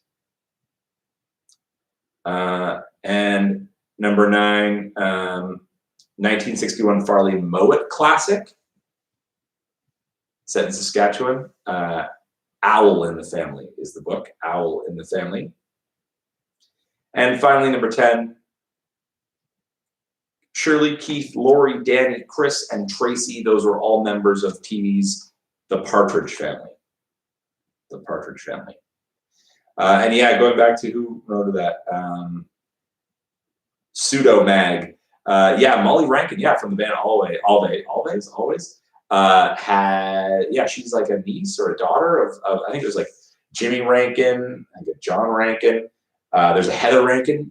She was actually one of our landlords at university in Halifax. She and her husband owned the house we lived in. Very successful family. Anyway, those are the answers for round number 5.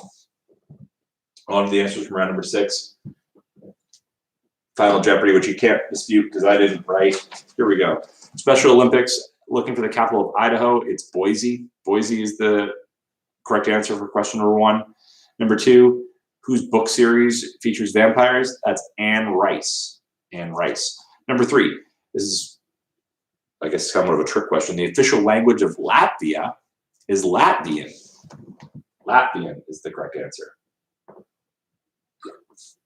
Number 4, Chris Guffroy was the last person to get shot and killed, sadly, especially in 1989. Man, very close to the fall of the Berlin Wall. Berlin Wall is the correct answer. Number 5, the Z3 stolen was from the BMW car company. BMW is the correct answer. Posthumous works, Billions and Billions, was written by Carl Sagan. Carl Sagan, the correct answer. Road test. In what state would you find Acadia National Park in the United States? That would be Maine. Maine. Number 8, to L with science, 5-letter term for the center of activity or position on a gene or a chromosome. Locus is the answer. Locus. Number 9, architects. In 1932, this engineer and dome designer founded the Dymaxion Corporation. His name, Buckminster Fuller. Buckminster Fuller, what a name. Number 10, quasi-related pairs. Agricultural buildings for housing livestock, partnered with an aristocrat. You put those 2 words together and you get Barnes and Noble, the store chain, obviously. And finally, in Final Jeopardy, English history, the they and the medal issued by Elizabeth reading God breathed and they were scattered. The they, the Spanish Armada. All right, now is time to take your answers from rounds 5 and round 6, unless you are Jennifer, who I feel like I owe a free 6-pack of or 12-pack of steam whistle just because of the struggles you've been enduring. Poor Jennifer. Now Jennifer. Now people are questioning Jennifer's legitimacy. Jennifer, we love you.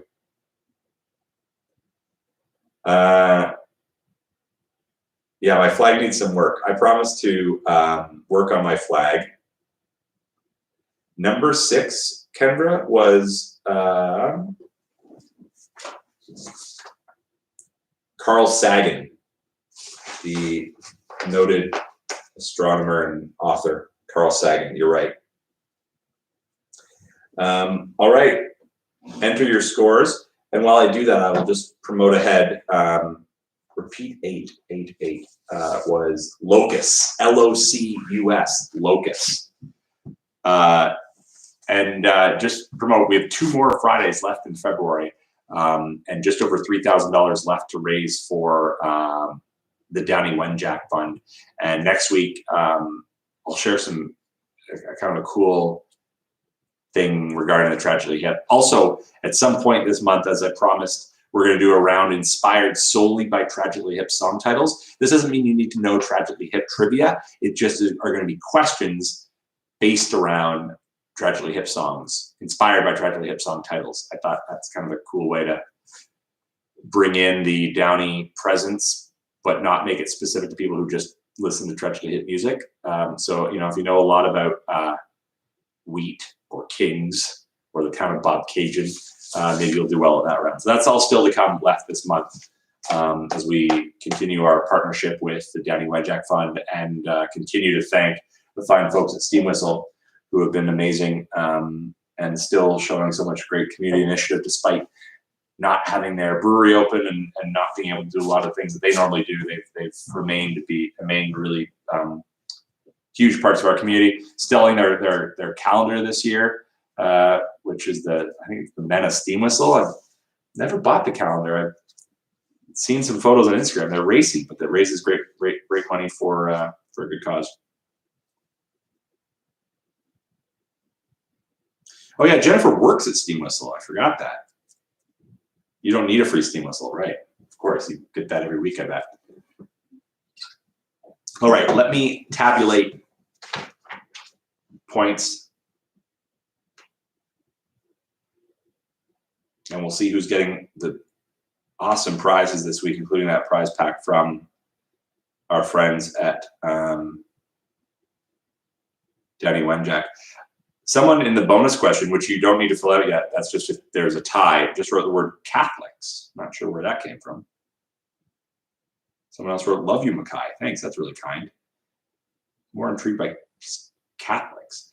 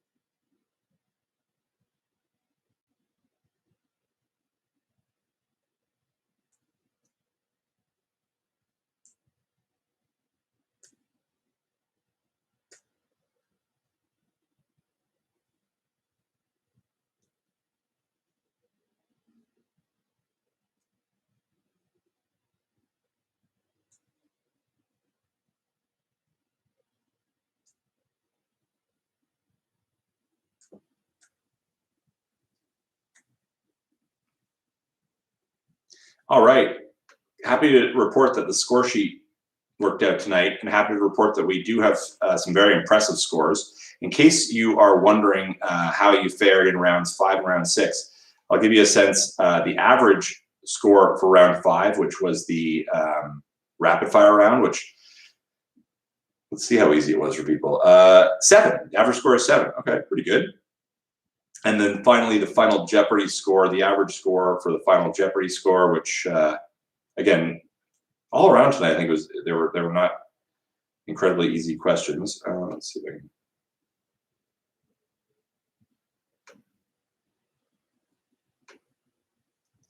It's not letting me do this.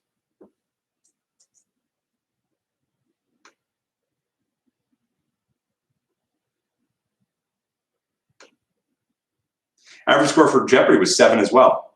So well done to those teams who scored above, let's see, what did I say? 14 plus 25 is 39. So if you scored above 39, congratulations, you are above average. But even if you didn't, that's okay, because there are still points, or prizes rather, for teams that did not do as well as they maybe had hoped.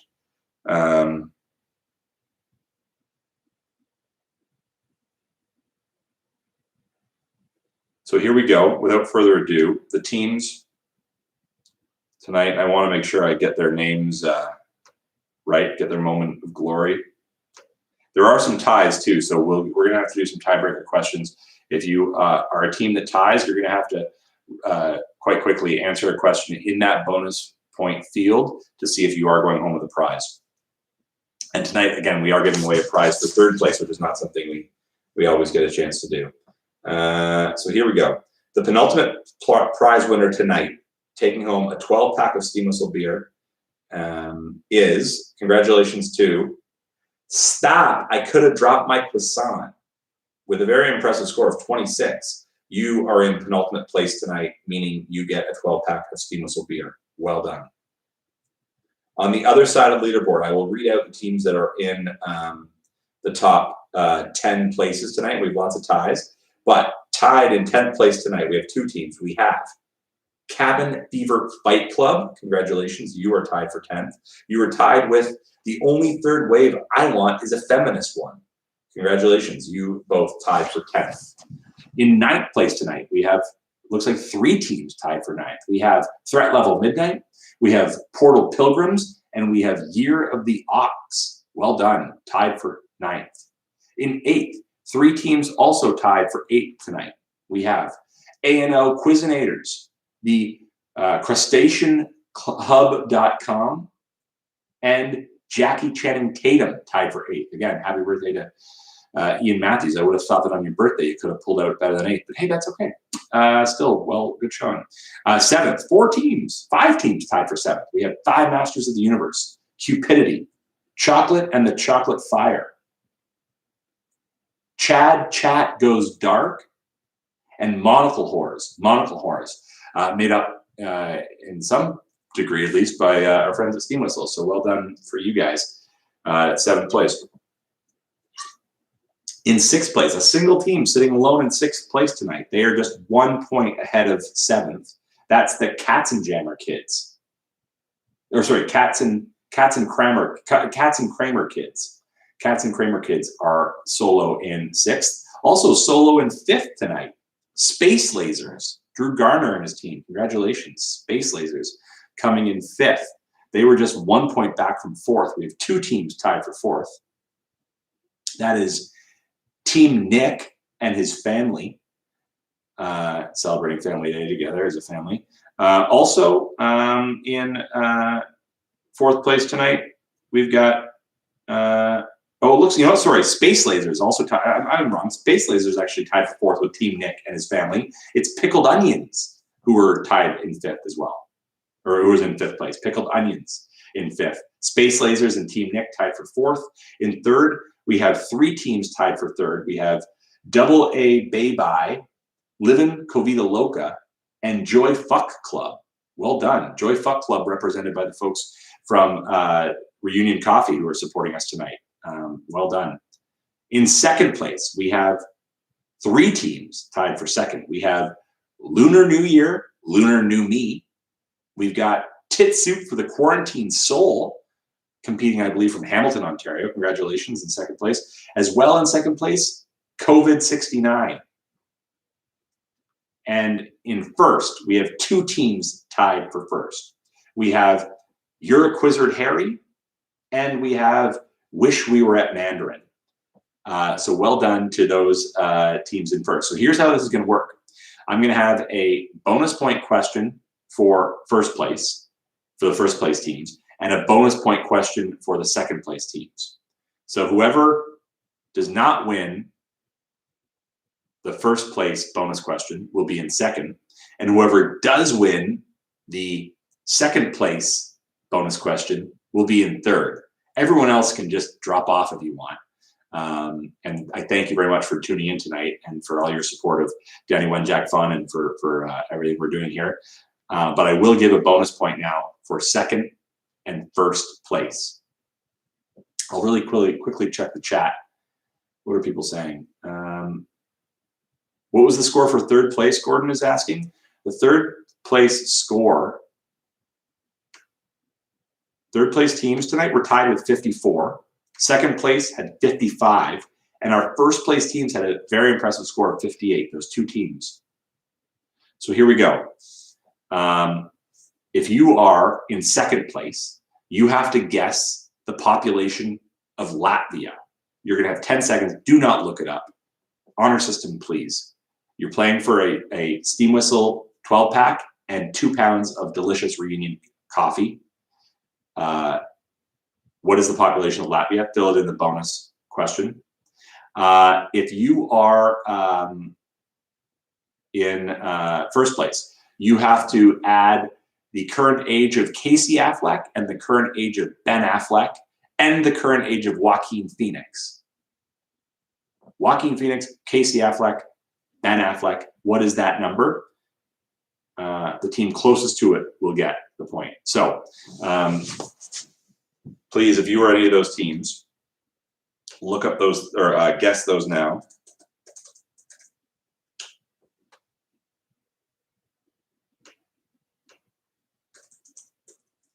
Can you guess what I'm doing? I gotta find this out.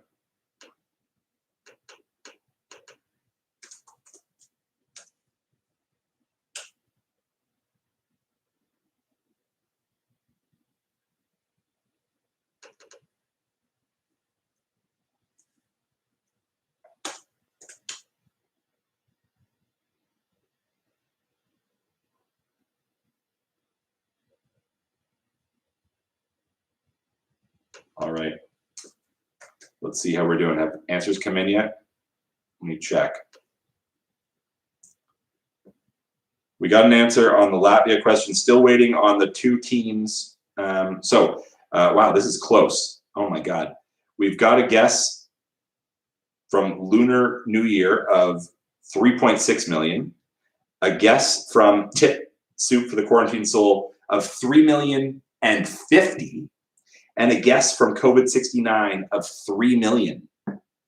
I hate to say it, Tit Soup for the Quarantine Soul, you are losing this 12-pack and this delicious reunion coffee by just 50 Latvians, because the answer is actually 1.9 million and change, 1.92 million. But the team that is closest with a guess of 3 million is COVID-69. So COVID-69, you have moved into third place. Sorry, you're not getting the coffee. You're getting the beer. You're getting beer. You're getting a 12-pack of Steam Whistle, COVID-69.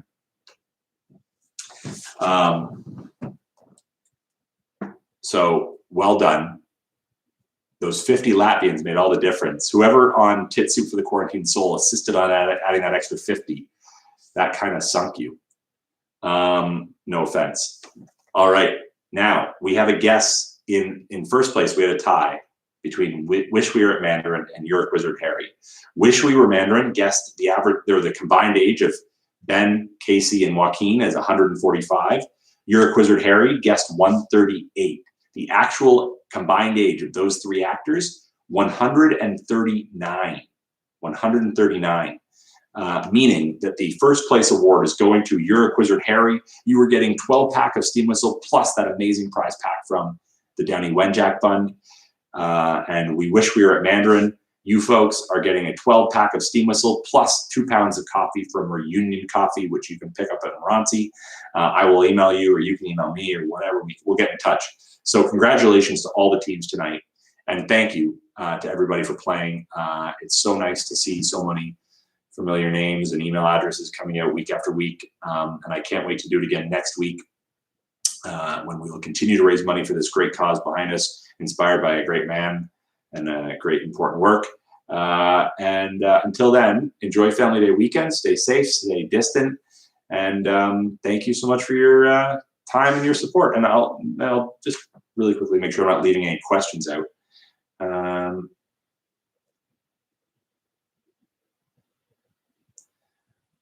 Laura, weekly's in March. We'll see if we make it that $5,000 goal sooner than later. Maybe I will. Yeah, I do. I will work on the flag. The flag's a little off. I fully get that. Go over Pedro moment.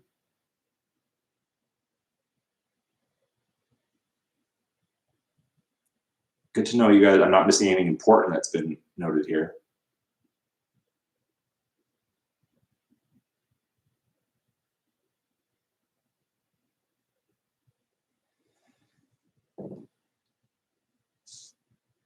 All right. I think that takes care of all the pressing questions. As always, I'm reachable on email and all the socials, so feel free to reach out if you've got ideas or complaints or concerns. But until next week, take care of yourselves and each other, and we'll be back.